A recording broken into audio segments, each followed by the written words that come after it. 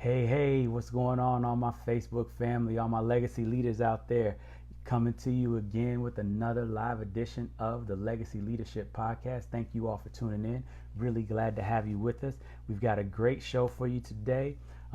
As you can already see, things are going better because of the fact that our digital capabilities are working the way they're supposed to. So I don't know what was happening last week. Thank you all for dealing with us with all of the technical difficulties, but we're back, and today we're going to be talking about the fear of failure, and we're going to be speaking with our special guest, Melissa McDaniel, good friend of mine, fellow author, who is the best-selling author of the book Who Will Love Me, and a phenomenal personal empowerment coach. So again, as is always the case, I want to thank you all for tuning in. You are much appreciated for being here on the Legacy Leadership Podcast, and where we are trying to change the world one legacy at a time.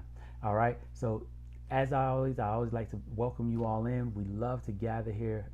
We've got a great tribe of people who are looking to figure out how to manifest the greatness that lies within each of us, and also how to help others to recognize the greatness that's in them and to bring that out, to bring that and to manifest that into the world, to make the world a better place. So again, thank you so much for tuning in. And before we get too far into the discussion, I want you all go ahead and shoot me out some hearts, those of you all who are tuned in. I want to go ahead and thank you for tuning in. Shoot me out some hearts. Let me know that you can hear. And like I said, today our topic of the week, we're going to be talking about the fear of failure. And our quote for this week is from John C. Maxwell. And that quote starts out with, or rather that quote says, fail early, fail often, and fail forward. Again, the quote is fail early, fail often, and fail forward. And our topic for today is actually the fear of failure. So go ahead out there. Let me know in the comments whether you agree or disagree with the quote, fail early, fail often, and fail forward. Let me know what you think about that. And specifically for those of you all who are watching us now or watching us on the replay, in addition to your comments, let me go ahead and know where you're tuning in from, where you're listening from, and again, whether you agree with the quote or disagree with the quote. All right, so let's go over the rules really quickly as we get ready to get started here. Our next segment, we're going to be talking about our legacy leadership discussion, but I want to go over the rules really quickly for everybody. First rule, we want you to get connected. We've got a lot of content that we're putting out over on our business page, the Legacy Leadership Consulting page. We also have a great page that you can join into, which is the hashtag Legacy Leaders page, and that's a group where I drop gems of content in there. We definitely share out what we're doing here, and there's a lot of information, a lot of things that are going on there. So something that we want you all to do is to be able to get completely connected with us. So make sure that you're tuning in and that you're setting your Facebook for notifications for when we're on, so that you actually have that ability to make sure that you're aware, right?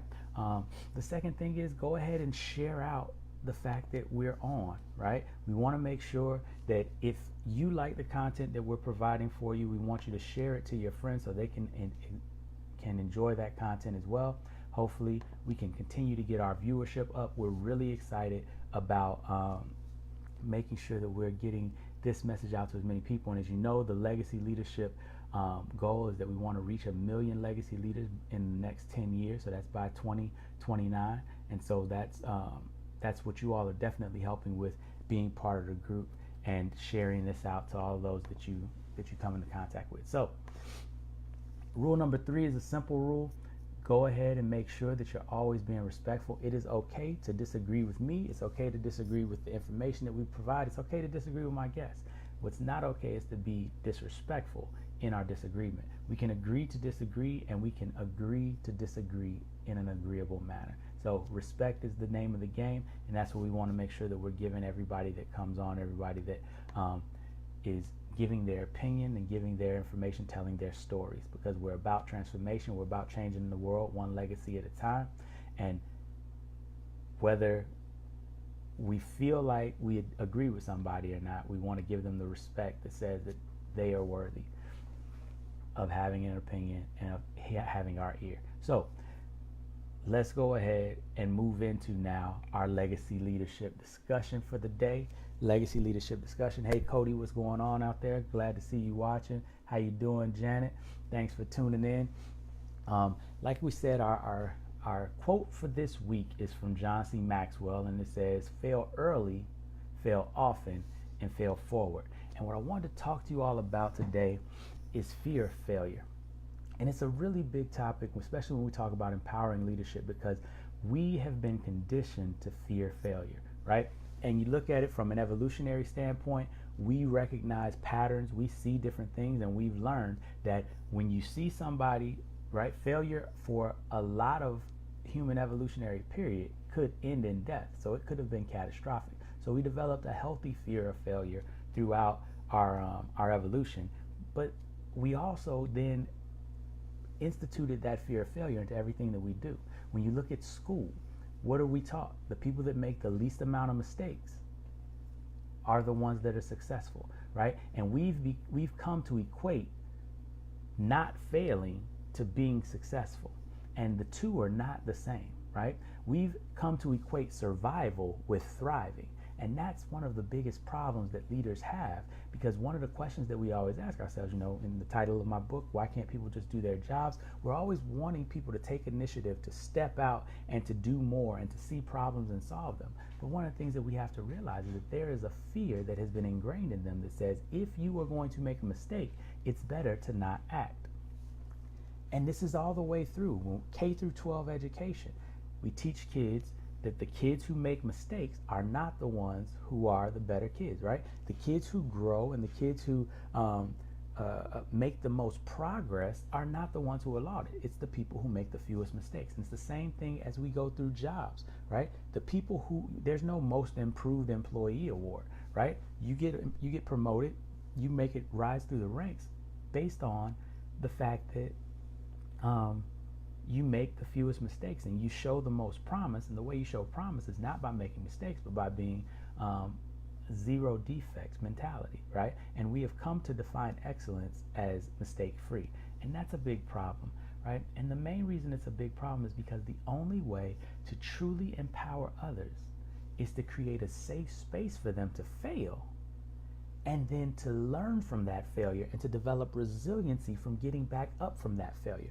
But without the safety, they're never going to step into that place. And Will Smith was talking about this. There was an Instagram post that he had that I thought was phenomenal, because what he talked about is that practice is like, when you think about sports teams and you think about the practice reps and rehearsals and all those types of things, what those are opportunities for us to fail in safety. And so what you see is the best sports, the best athletes, the best actors, the best people practice over and over and over again. And they don't practice, and one of the things that we get in our heads is their practice isn't about them doing it right over and over and over again. Their practice is about them being willing to almost fail, them pushing themselves to the failure limit. Yes, they're trying to do it the right way, but because they do it the wrong way so many times in practice, they get to learn and get familiar with how to correct it when it's going wrong. They develop the resiliency of knowing that that's not the end. And because they are able to develop that resiliency, because they're able to understand that it's not about how many times you fall down, it's about how many times you get up. Champions develop resiliency, right? Champions are the people that fail the most in practice so that they can perform the best in the game. And so what I want basically to convey to you today is that this fear of failure that we have, though it is very helpful for keeping us away from catastrophic failures, we need to understand that we're not attuned to the realities of our daily lives where things are not actually threatening our survival. And because they're not threatening our survival, we don't know what to do with that fear. And what I want you to do with that fear is I want you to test it. I want you to push it. I want you to go and create a safe environment for yourself and create a safe environment for those that you lead, so that they can get comfortable with learning the lessons that we need to learn from failure. Because one thing that Will Smith said, and I tremendously agree with, he said, our failures tell us where we need to evolve next. And so that's your word, that's your legacy leadership discussion for today. Again, please let me know in the comments what you think about it. If you agree, if you disagree, I'm interested to hear what you all are thinking about that. And so I want you to go ahead and put some comments below. All right. And you are tuned in to the Legacy Leadership Podcast, where we're working to change the world one legacy at a time. I want to go ahead and take a moment to get a word from our sponsor. This podcast is presented by Legacy Leadership Consulting and the Legacy Empowerment Academy, where we are working to create a world where everyone understands the amazing gifts that lie within them, and where all leaders work to facilitate the manifestation of these gifts in those that they lead. The goal of this podcast and the mission of Legacy Leadership Consulting is to help leaders cultivate environments that facilitate the manifestation of their team's greatness and create systems that sustain that transformation. We develop leaders who create other leaders. So for more information on how we can help transform your business or your organization and your leadership team, please go to www.legacyleadershipmastery.com. Again, that's www.legacyleadershipmastery.com. And for more tips on empowering leadership and to learn more about our Empower Method, you can go ahead and pick up my best-selling book, Why Can't People Just Do Their Jobs? The Empowering Leaders Guide to Getting More Fulfillment, Less Stress, and Getting the Best Out of Your Team no matter who you lead. It's available now on Amazon Kindle for $7.99 and on paperback on Amazon in paperback for $10. All right, and you should be able to find a link down in the description. So now I want to turn your attention to our guest for today. We have a phenomenal guest today. Miss Melissa McDaniel is a personal friend of mine. She is one of the authors who wrote her book in my cohort, and I am just so glad that she was able to be on the call today. She is a personal empowerment coach who supports women in moving beyond a life of loneliness and isolation and into a life of meaningful relationships after sexual assault. Drawing on her own transformational experience, Melissa gives women the tools and the permission to heal in ways they never knew were possible. She is the Amazon best-selling author of Who Will Love Me? A holistic approach to building meaningful relationships after sexual assault.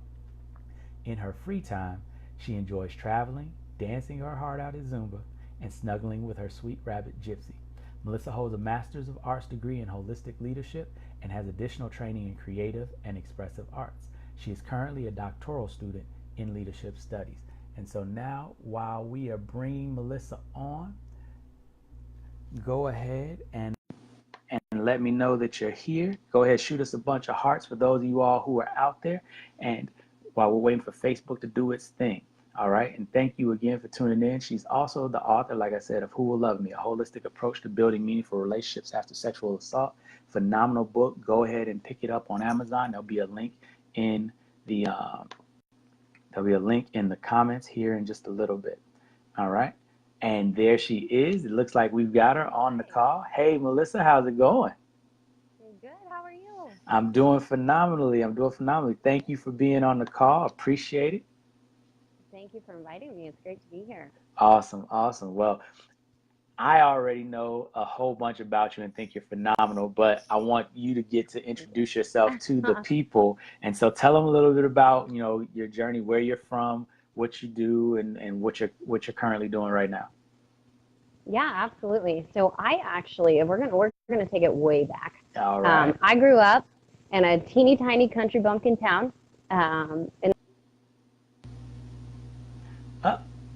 I think we lost a little bit of. Hold on, we're gonna bring her back. See, I think we lost Wi-Fi, but it'll be all right. She'll be back on here in a second. There we go. All right, you're back. Yeah, I think we lost Wi-Fi or something. I don't know. That was weird. Anyway, so I don't know where it cut me off at. I heard teeny weeny bumpkin town and then it ended. Got it. So I grew up in the teeny tiny country bumpkin town of Tonasket, Washington.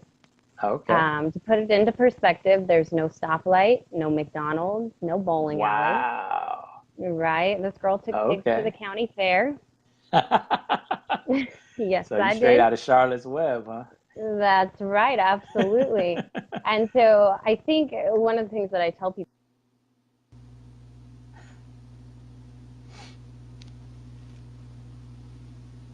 All right, let's see. Third time's the charm. It's going to work this time. Here we go.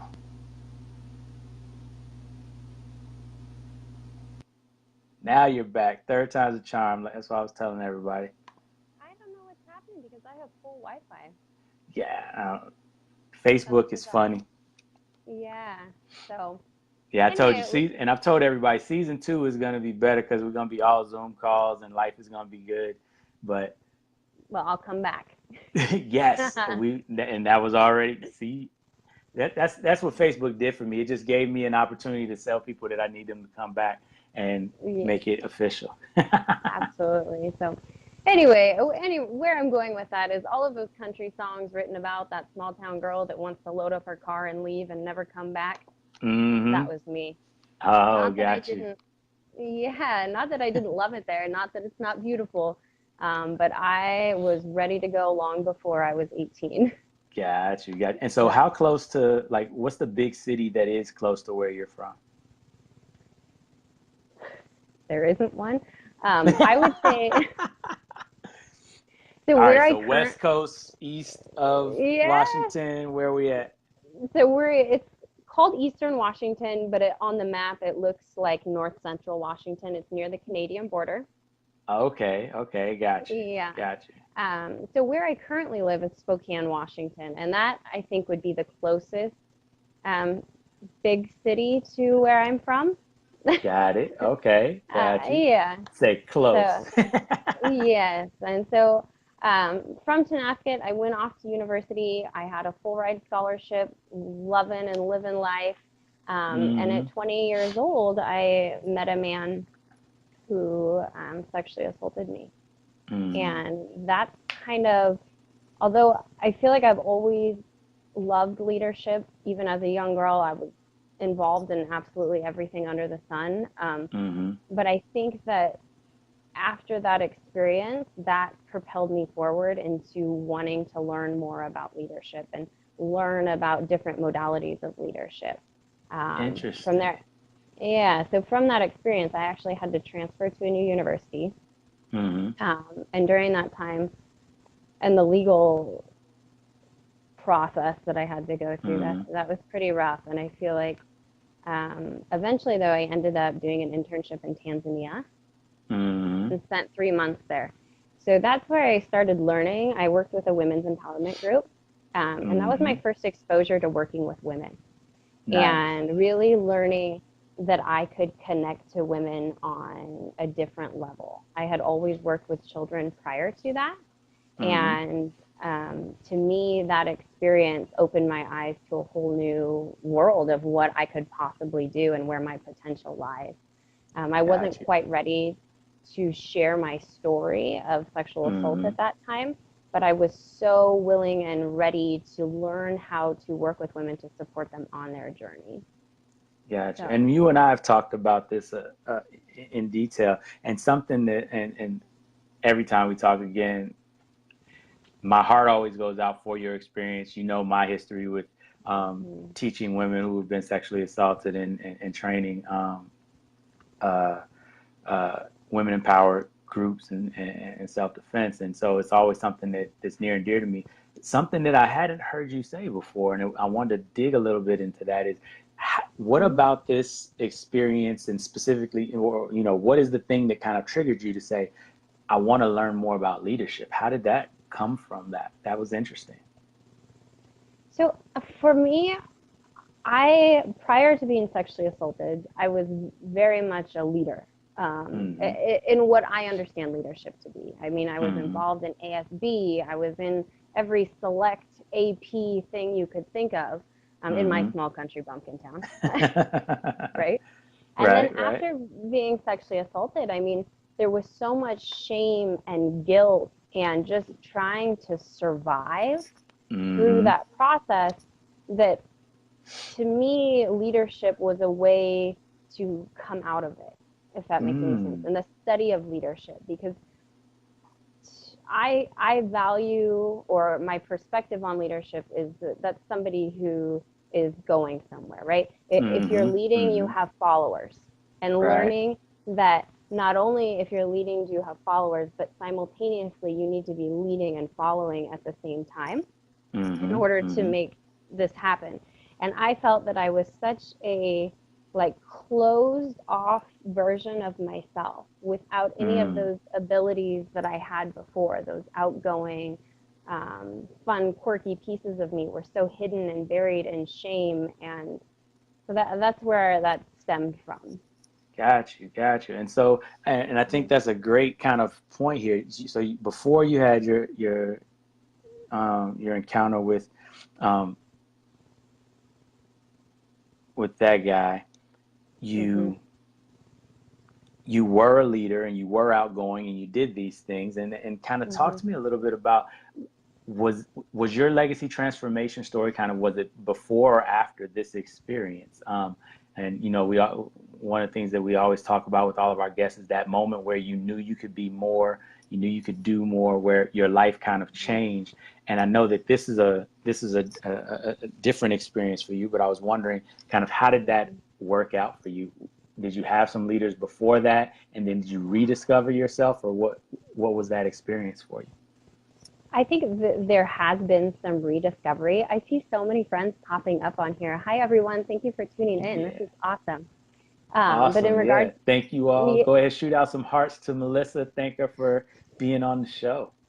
yeah. So in regard to your question, I do feel that although I did have qualities that I viewed as leadership qualities prior to this happening, I don't think Mm-hmm. that I really came into my own as a leader and had that transformational experience until I started studying holistic leadership.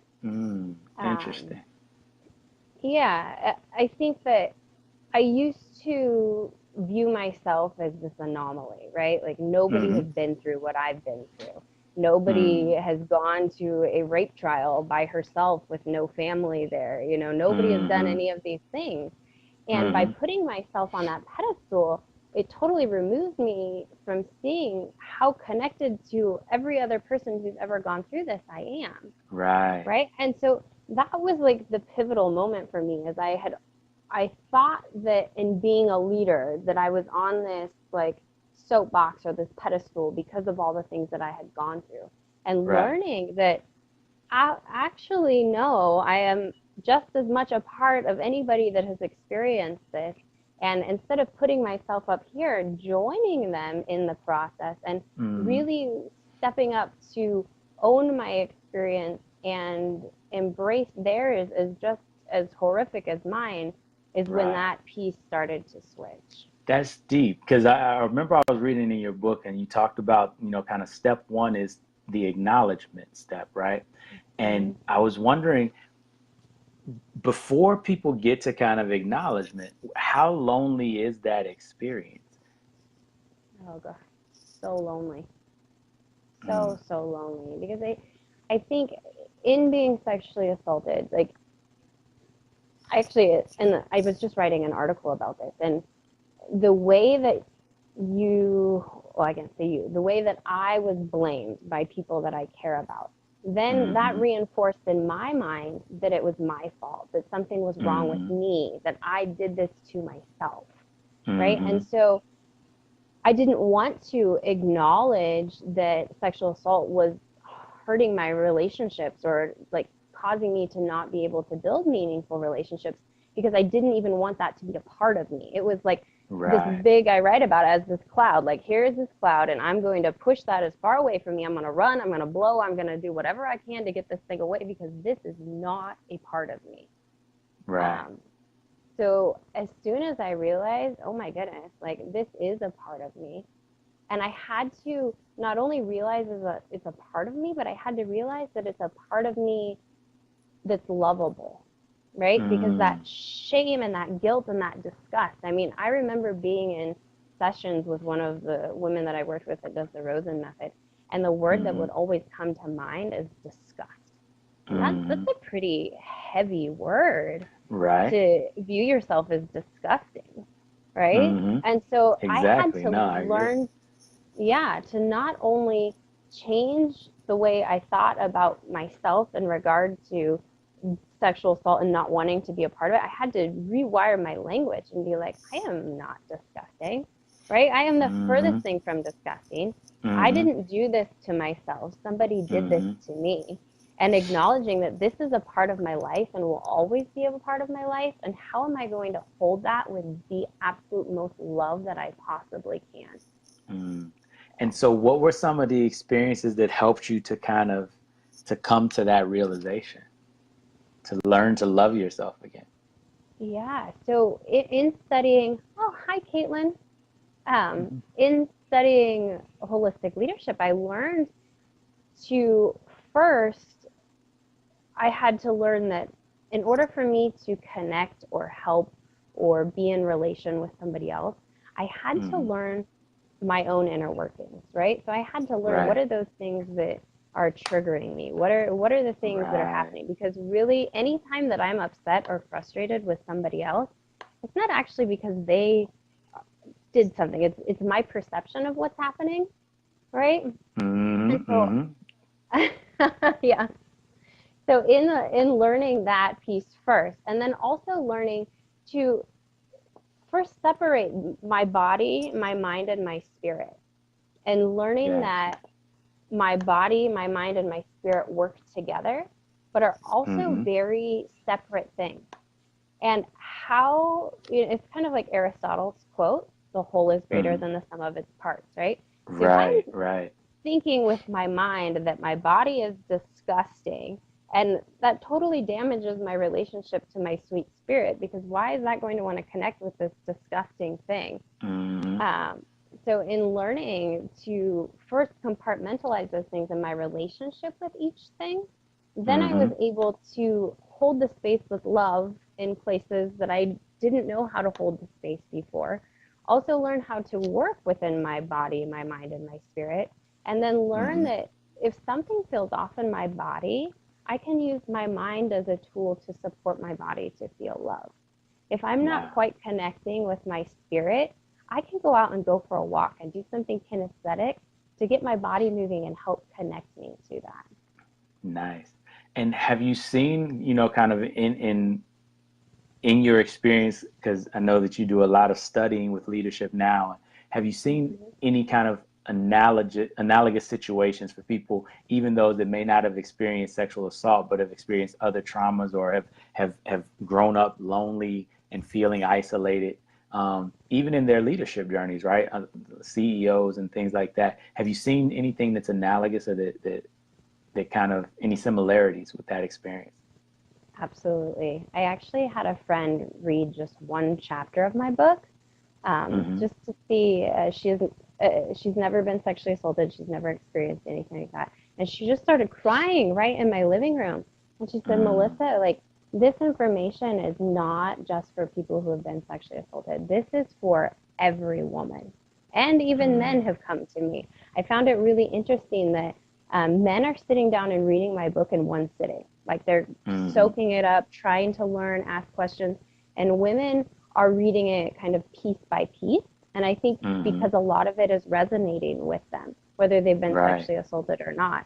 I think there are times, when you look at the media and how we're supposed to view our bodies and what Mm-hmm. that does to a woman's perspective of her body and all of the shaming and the guilt around that. Right. Um, Right.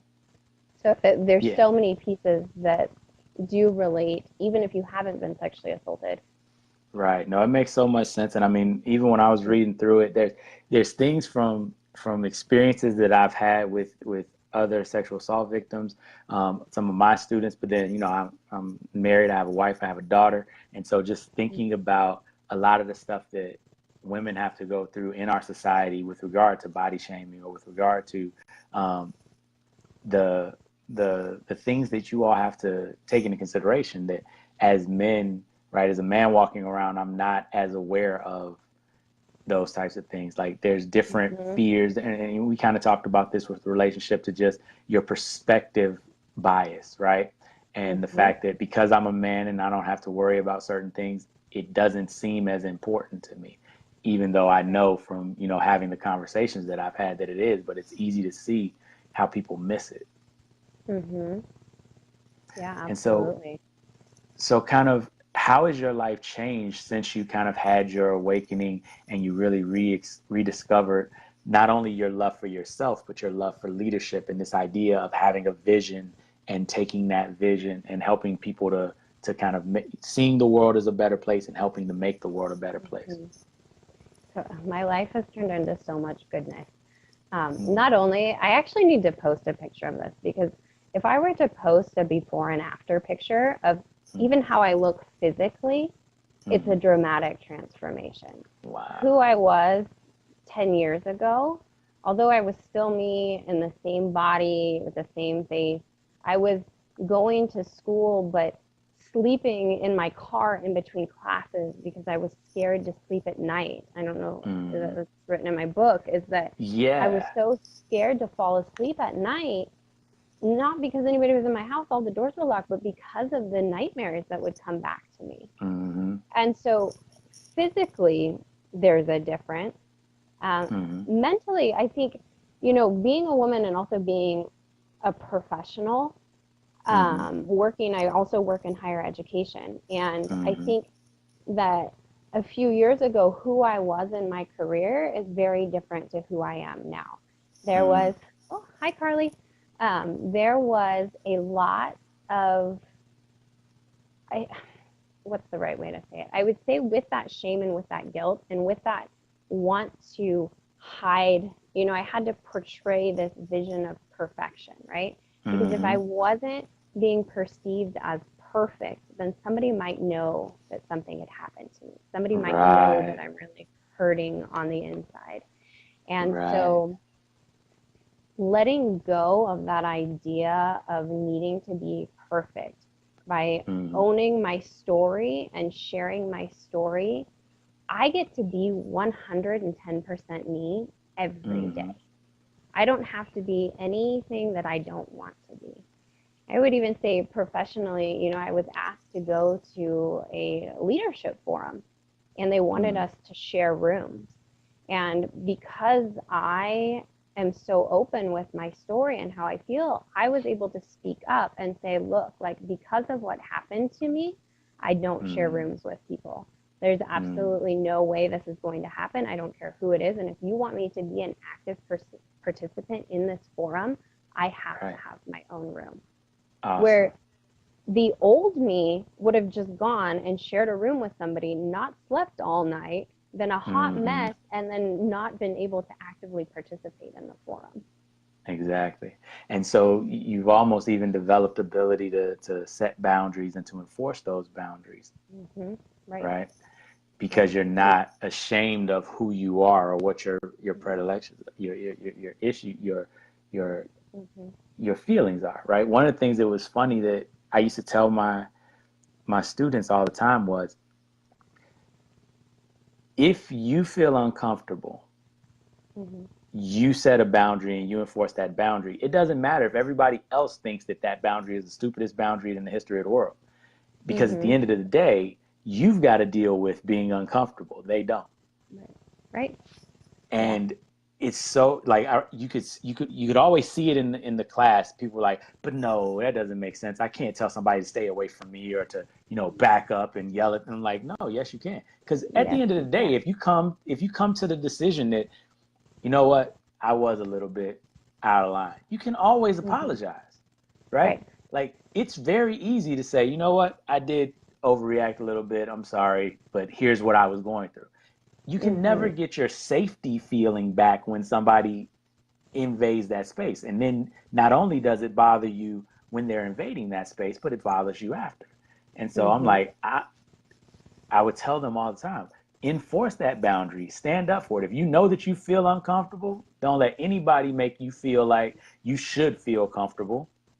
Unless they have some magic pill that's going to make you feel comfortable, right? Like, unless they've got that thing that they can say, here, I can make you feel comfortable. Here it is, right? And if they had that, they'd be a lot richer and wouldn't be talking to us at that point in time. Right? Yeah, no kidding. Right? And so I just, it's funny, though, because we're conditioned. We talk about, how women specifically are conditioned to be nice. Women are conditioned to be meek, are conditioned to not offend. Right, in our society, right, we have lots of words that we use for women that are, and we say things like bossy and bitchy and all these different types of things that never get spoken about when we're talking about men. And we don't realize what that does, I think, a lot of times to those internal conversations, right? A man has no problem feeling like, get away from me. Like you're in Mhm. my space, you're in my bubble. Like that's how we're conditioned to behave. Whereas for Right. women, it's a completely Mhm. different thing. And it's Yeah. almost an excuse. Like I was just trying to say you were pretty, or I was just trying to say this, or trying like none Yeah. of that has an issue or matters. Like your intention doesn't matter if you're too close to me, Mhm. especially after I warn you, right? Right. Like I got it. If you didn't know, that's okay. Back Yeah. up, please. And you come close to me again, and like I taught my ladies how to put somebody to sleep. So that was my big thing. Like Yeah. he'll understand when he wakes up. Mhm. Hi, Kelly. Right. Yeah. Yeah. And I so, totally get hey, that. everybody that's tuning in. I really appreciate just your courage and your strength and the growth of your journey. But but I also want to talk a little bit about kind of some of the things that you saw, right? And everybody in the book, she Mhm. talks a lot about her journey and, to Tanzania and to Greece and these places. Talk to the people a little bit about what you did and what you learned and how that really changed your perspective. Absolutely. So when I went to Tanzania, I worked with a women's empowerment group. I Mm-hmm. went there for an internship, and actually, Kelly, who's watching, she was there when I was there, which is pretty cool. Nice. Um, yeah, and one of the things that I did while I was there is I went to meet with a Tanzanian spiritual healer, and I just Mm-hmm. like was I didn't know. No, not many people there knew what had happened to me, and I needed answers, and I didn't know if this guy would have any answers for me. But I was like, all right, we're doing this. So we Mm-hmm. get in this like Jeep with these giant wheels, me and two of my other girlfriends. I have no clue where we're going, and we go up this mountainside, like over boulders in the road, to get to the spiritual healer's house. Wow.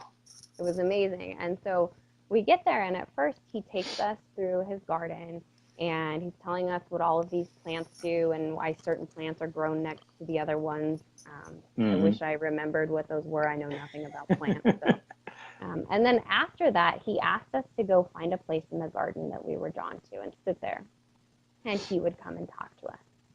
Mm-hmm. And so as I find this rock and I'm sitting and I'm looking up at Mount Kilimanjaro, he Mm-hmm. comes to me and he says, and he starts drawing in the sand beneath me, and he says, "You have been hibernating like Mm. the animals in Kilimanjaro, like, and it's time for you to come out and spread your light and spread the light."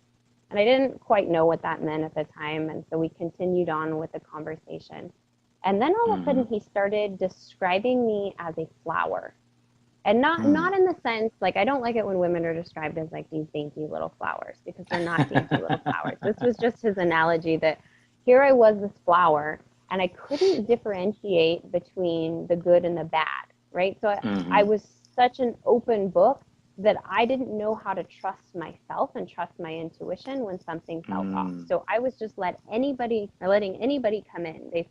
He described it as bees like coming to take the pollen, Mm-hmm. and they just kept coming, and I just kept giving because I didn't know Right. how to not. And so he looks at me Mm-hmm. and he goes, "Well, Melissa, how are you going to change the color of your flower?" Mm. And I was like, what do you mean? Tell me, how am I going to change the color of my flower, right? Right. It's a And very good question. What do you think? what's the answer? Yeah. And so he didn't give me the answer. He Mm. basically told me I had to figure it out. And so there are a lot of other amazing things that happen that we don't have time for. But so then I move to Greece, Mm-hmm. and I go on this hike. And well, no, okay, let's rewind. I go to Greece, and my name in Greek actually means honeybee. And so Really? as I'm introducing myself to people, locals, they're laughing at me because I'm saying, "Hi, I'm the honeybee." And right, which is kind of fun to be the honeybee. Um, Right. So one day I go for a hike, and all of a sudden it was like how I talk about in my book and connecting to spirit. Like I'm such a kinesthetic person that hiking, moving, walking really helps me. And all of a Mm-hmm. sudden this light bulb goes off. And I'm like, wait, if I'm a honeybee, if this little honeybee learns to love herself, maybe the color of her flower will change. Nice. And that was really the turning point in my travels and that aha moment. And it seems so silly that it took me going to Tanzania to meet with a spiritual healer to go for a hike in Greece where my name means honeybee to get that message. But I needed both of those to understand that the color of my flower isn't going to change until the relationship with myself changes. Exactly. Now that makes perfect sense. Mm-hmm. Wow. And so that led you to really refocus and recenter yourself on loving yourself. And then Mm-hmm. did you start studying leadership after that, or? I did, yeah. And so I spent a year in Greece, and then Mm-hmm. I came back and I actually started my master's where I'm doing my doctorate right now. But had this calling, kind of like I knew that I needed to go to Greece. I knew that I needed to go to Rhode Island. And there was a school that I knew I needed to be at. I'd never been to Rhode Island in my life. Mm-hmm. I'd only seen pictures of the school. And I reached out and they said, well, send us your stuff. Let's see what we can do. And they hadn't received my transcripts and I was ready to move. And I said, Oh, you know wow. what? It doesn't matter. I'm going to just go. I'm going to drive across the country. And if they get my stuff, great. If not, I'll figure out life. I didn't have a place to live. I didn't have a job. No Just graduate program. truly adventurous. I did. And so I got rid of everything I owned except for what was fit in my little 2-door Honda Civic and hit the road. I had a job interview lined up when I got there, and I had a little teeny tiny attic studio apartment to look at when I got there. Wow. Wow. So it all worked out. It all worked out. I got there. I didn't get the job that I applied for, but they liked me, so they gave me a different job, which was great. Nice. I ended up moving into that studio apartment a few days after I got there because the lady was trying to get out of her lease, and I went to the school to meet with the admissions lady and see if my transcripts were there, and she opened up the thing on the computer and she says, well, you've already been accepted. What? Well, that'll work. Thanks. Right? The transcripts must have gotten there as I was on my road trip to Rhode Island. Got you. That is phenomenal. Mm-hmm. So, and now you're in an actual PhD program, right? Correct. Yes. In holistic leadership. So my master's was in holistic leadership, and this is just not just. It is in leadership studies. Right, leadership studies. That was it. Yeah. And so, talk to me a little bit about some of the things that you're working on now that are really exciting for you. Because I know that you published a book last year. We did that together. Became best-selling authors. Congratulations I've got again. the cover here. Nice. Yes. Who Will Love Me? Everybody, make sure you go grab a copy on Amazon right now. Absolutely. And I'll put a link actually with my email address if anybody wants a free copy. Oh, there we go. Yes. So go ahead and put that in the comments, and then I'll pin it. And then, so you're doing your PhD, you're doing your coaching, and how did you get into coaching others? How did that happen? So I just wrote about this in an article that's pretty controversial, I think, and some people will disagree with my perspective on this. But I like it, controversy. Yes. So for me personally, after I was sexually assaulted, the victims advocates gave me all of these pamphlets on who I could go to for help and who to talk to. And everything was about who do I talk to? And being told that I could only talk to a counselor and to the attorneys, basically. Nobody else could really know what was happening. I felt the only way for me to get help was to just go sit on a sofa and talk to somebody. And I spent years talking and made maybe a little progress. I won't say no progress. And it wasn't until I started learning about different modalities of healing and different ways to look at your body, mind, and spirit and how trauma affects each of those that the light bulb went off. That, oh my gosh, like, first of all, look at how much this has impacted me. Physically, mentally, spiritually, who I am now after studying and learning these things and practicing with great mentors to who I was before. It's night and day difference. Right. If I could share any pieces of wisdom or little nuggets to help a woman who has been sexually assaulted, like, that's what I need to do. I know that that's what I'm called to do. Right. No, that's really powerful. It's funny that you say that, though, Um, I don't have much room to stand on being a male. And so having never experienced this from the side that you experienced it from. But one of the things that I talked about a lot, being kind of an ally and being on both sides of it, I've been defense counsel, so I've defended people accused of sexual assault. I've been a company commander when I was in the Marine Corps. So we had, not in my company, but in our battalion, we had sexual assault allegations that came up to where we had to investigate and then determine whether to prosecute. And I've been a martial arts instructor, a self-defense instructor, specifically a women's self-defense instructor. So I've had a number of clients and students who I've taught who have been victims of sexual assault or domestic violence. And one of the things that's so interesting to me is I feel like the public's perception of how to deal with the aftermath of a sexual assault is completely skewed in the wrong direction. We have a system that's focused on retribution and punishment, but that's ill-equipped to really give either. And the fact that retribution and punishment don't really do anything to help the person that's hurt, right? Like if somebody gets shot, the doctors don't go and say, okay, we're going to find the person that shot you and that's what we're going to do and don't talk to anybody, right? Like everybody focuses on healing the wound.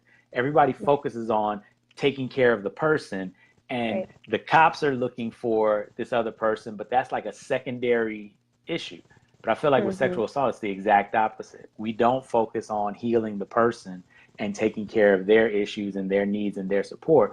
We put them immediately into this system of trying to get retribution and kind of criminality that is poor at best, even in doing what it does. Right. And so everybody winds up feeling like there's a lot of energy that's expended. There's a lot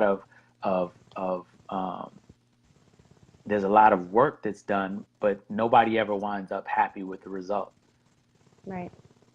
Yeah. I don't know if that was where you were going with that, but you struck a nerve when you started talking about, the healing modalities and everything, because I feel like we don't take care of our victims the way that we need to take care of our victims. And there's almost this kind of stigma that if you're not trying to punish the bad guy, then you're not helping in any way. And I'm like, there's so much more to healing somebody than dealing with the person that hurt them. Oh, I absolutely agree. 100% agree. And I think for me, what is coming next, which will probably be next fall when I start this, is that I want to start working with colleges on their response to sexual assault victims. The experience that I had with the college that I was attending was horrible. I don't know if you remember this part in the book, but I had gone to a counselor at the college because I had no clue what to do. I was like, do I report this? Do I not report this? How do I handle this? Like, I'm a hot mess. Somebody please just help me. And one of the things that she did was give me a note to take to my math professor so that I was excused for class. And when I took the note to the math professor, he said, well, no, you're not excused. Anybody can get a note from the counselor. And everything. And that dude should lose his job, by the way. It just really, like, just as an aside, as a former teacher, like, that dude is horrible. But yeah, well, he's horrible. But then from that, when I said, well, can I tell you what happened? Because I was ready to tell him. I didn't want to fail my classes. I didn't want to, and he goes, no, I don't care. And that was it. End of story. And to me, that experience, I mean, to go from, not only did the counselors not know how to support me, they were kind of like, oh, to then having my professor be like, I don't care. Exactly. I just, those were the two, because I didn't tell my family right away. I didn't tell a lot. I told one of my friends and then eventually a couple friends. But to have those be your first, like, points of contact, because that's where you are in life as a college student. And if you're feeling that shame and that guilt and you don't want to reach out to your family or your close friends, you're told to go to the counselor. You're told to do those things. And for me, I mean, they were both such negative experiences that is going to be my next mission. And it was something that was really interesting that you said in the book that I thought was really important. you talked about how everybody was trying to get you to make a decision, and all you wanted was like a safe space to not have to make decisions. Right. I And didn't, how and did, that, oh, go no, ahead. I was just gonna say, in that part, like that kind of really hit it home for me. It like we don't take care of victims. We try to get victims to tell us what to do or how to like. And oftentimes, all they need, or all I've heard people asking for is they just need some place to feel safe. Right. Yeah. And I And needed a safe space, and I did not have a safe space except for in a few very wonderful, wonderful girlfriends. right. And I remember something, and you would probably remember this when we were with Angela in September, and it's a phrase that you've used a number of times. It's a phrase that I love. And quintessentially, I think it's the heart of leadership, right? It's holding Hmm. space for the transformation to happen, right? Right. It's holding the Right. space in love, creating that safe place for the transformation that people need to happen. And so Mm. often, we try to get people somewhere, we try to take people somewhere, we try to push people somewhere. And sometimes it's just being still with them and allowing the metamorphosis to happen. Right. Absolutely. And, I and think, so that was interesting that you pointed that out. I think especially in this work, it's so important to support whoever I'm working with in Mm-hmm. feeling that safe space, and to know, that safe space is so important to not only have the safety aspect, but to let them know that they are enough in that space, Right. whatever it is they're feeling, whoever they choose to show up to be, that is enough. And that is Right. beautiful and wonderful and perfect. Awesome. Awesome. So talk to us a little bit about the people do you help? Do you work specifically with sexual assault victims, or do you work with, like, who Hmm. are your clients? Yeah, so I work right now specifically with sexual assault victims. Okay. Um, And what are some of the things that you do? What are the issues that you help them with? so I primarily work with them to build meaningful relationships. And on that path to learning to build meaningful relationships again, it's really about learning to build that relationship with yourself, right? Mm-hmm. So Mm-hmm. in a lot of the things that I've studied, I work within a helix model. And so at that base is really that connection with yourself before Mm-hmm. you can move up to connect with somebody else, right? And before you Got can it. move up to connect on a bigger perspective and even globally. And if you want to take it as far as the universe, right? That connection with yourself is so important. And so Mm-hmm. that's where we start, is really working through those. We start working with the mind, right? Because Mm-hmm. uh, for most people, some people might think I'm totally nuts, but we're going to start dancing and moving our bodies, right? So we start working with the Nice. mind and that belief system that they have. Those thoughts of I'm not good enough, and the shame that they hold on to. Something that I love to do is there's this yarn exercise that's in the book. And you literally take a Mm-hmm. ball of yarn and you make a circular boundary for yourself. And you sit in Nice. that boundary and you write down the things. So for me, one of the things that I used to do, I call them comedic conversations, because I never wanted to be vulnerable, right? I never wanted the conversation to get so deep that somebody could see that I was hurting, or that somebody could see I was Right. sad. And so I would Right. always tell the stories of taking pigs to the county fair. I mean, that one always got a laugh, and the conversation Mm-hmm. didn't have to go too deep. So my Right. comedic conversations I write down on this card, and those aren't really serving me a purpose anymore, because they Mm-hmm. aren't they aren't helping me to build relationships, because all right, this thing, can you still see me? Yep, you're This still thing there. went a little wacky. Um, I don't know what it's doing. I had all these things pop up and go multicolored.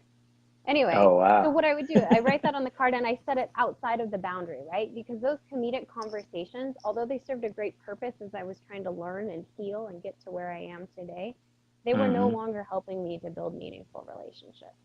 Gotcha. Things that are serving a purpose, that self love, that um, well, I mean, we'll just use self love as the example right now, and put that into Right. the circle with me, right?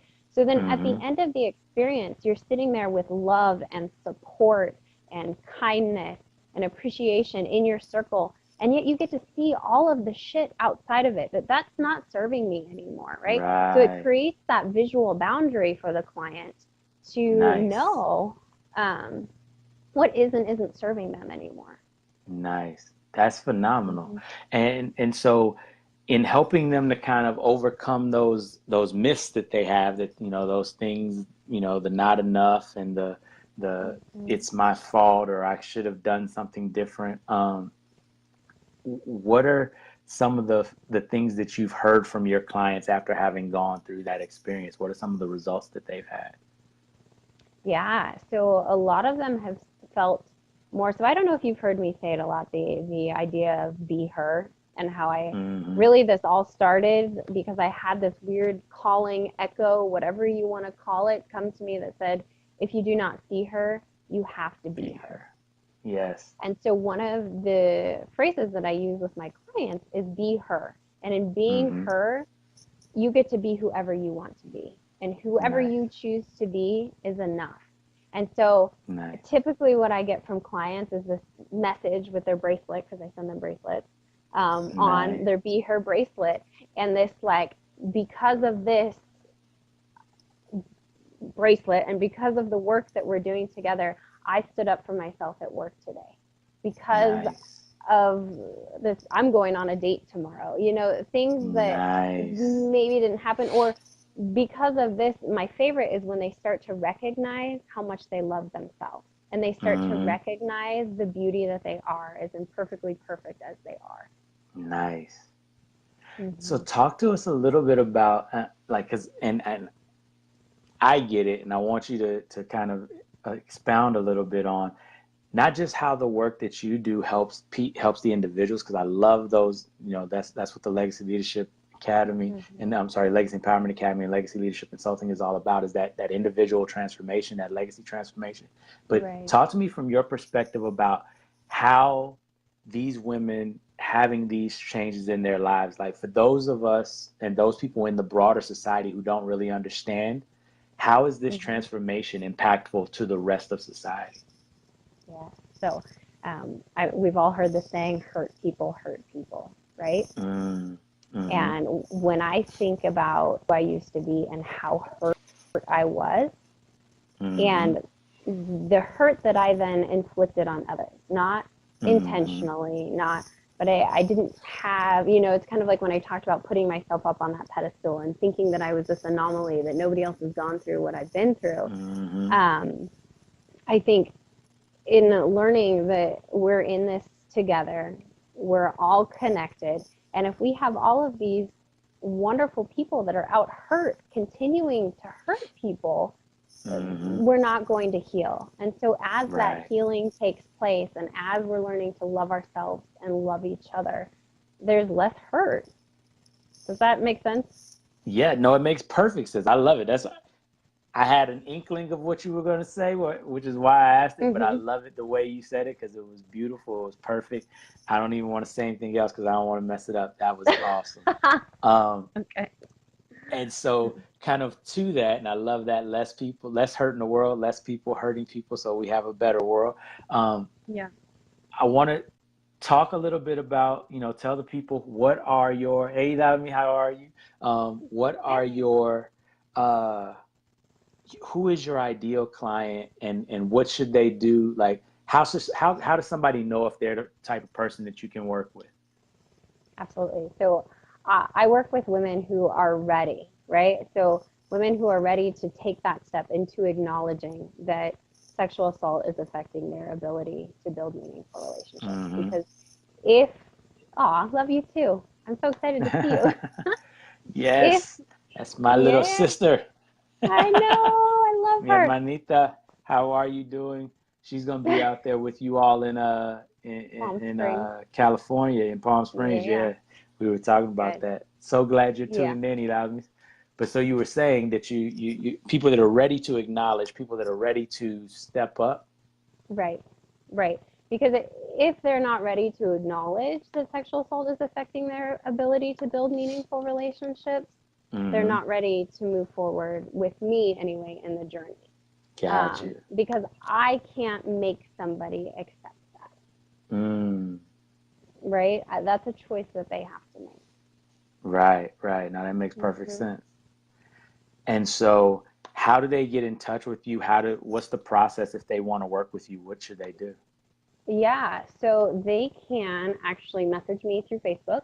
So if you are watching right now or not, go to my Facebook page, and once you send me a message, I'll reach out and get you scheduled. All right. And I'm putting the link to your Facebook page right here in the comments. So everybody go ahead and just hit that link, and I'm pinning it so it'll be at the top. So you can get in touch with Melissa on Facebook, and reach out to her if you wanna chat and see what you can do, how she can help your life. She is a phenomenal person, as you all have all heard, and I'm really excited for the change that she is making in the world, because Melissa is another one of those legacy leaders out there that is changing the world one legacy at a time. That's why, we wanted to have her on the podcast. I want to thank you tremendously for, spending your time with us and being so open and vulnerable with us. Thank you. It's really appreciated. And you are, like I've told you, one of my favorite people. I really appreciate the work that you're doing in the world. It is a blessing. So thank you tremendously. Thank you. And we are definitely going to have you on season 2 so we can talk a little bit more about some of the other things that you're going to be doing coming up. I know that they're going to be amazing. Is there anything you want to leave the people with as we get ready to wrap up? I just want to thank them so much for tuning in. If you do want a free copy of my book, I'm going to drop my email address when I get off of here, because I don't know how to work this thing. So once I get off of here, I will drop my email address in the comments below. Just shoot me an email and I will send you a free copy of the book. Bam. So now you've got awesome information and an opportunity for a free book. Told you she's phenomenal. Thank you tremendously, Melissa. We really appreciate you. And everybody, remember, you are tuned in to the Legacy Leadership Podcast, where we are changing the world one legacy at a time. Thanks, Melissa. Thank you. Bye-bye. So there you have it, ladies and gentlemen. It's a phenomenal podcast once again. So glad for Melissa for hanging out with us. Again, title of her book is Who Will Love Me? And you can get that just by sending her an email. That'll be in the comments below. And that's Who Will Love Me? A Holistic Approach to Building Meaningful Relationships After Sexual Assault. And so I just want to, leave you all with what we talked about today. Our quote of the day is fail early, fail often, fail forward. And one of the things that I want to leave you with, coming from what Melissa was talking about, is remember that you are always enough. Remember that our goal here is to realize the greatness that's within us and to manifest that greatness, to bring it to the world, because the world needs the greatness that is within you. You were put on this earth for a purpose. There's something that you're supposed to be doing. There's something that you're supposed to be bringing to the world. And it's my hope for you that you get to feel the beauty of bringing that to the world, the joy of living in your purpose. And remember that for my legacy leaders out there, your job, your goal is to help people to realize that greatness in themselves and to facilitate them manifesting it. So as we go forward, just remember that you are capable of changing the world one legacy at a time. Every legacy you touch is capable of changing the world. We talk about it all the time. If you teach a person to fish, if you give a person a fish, you can feed them for a day. You teach a person to fish, you can feed them for a lifetime. If you teach a person to fish, you can change the world. You as leaders, when you teach people to help others to manifest their greatness, you can change the world, just like Melissa's doing. As you see, she's gone ahead and shot you all the information you need for the book. Go forth, change the world one legacy at a time, and remember to live every day like it was on purpose. Have a great one. Till next time.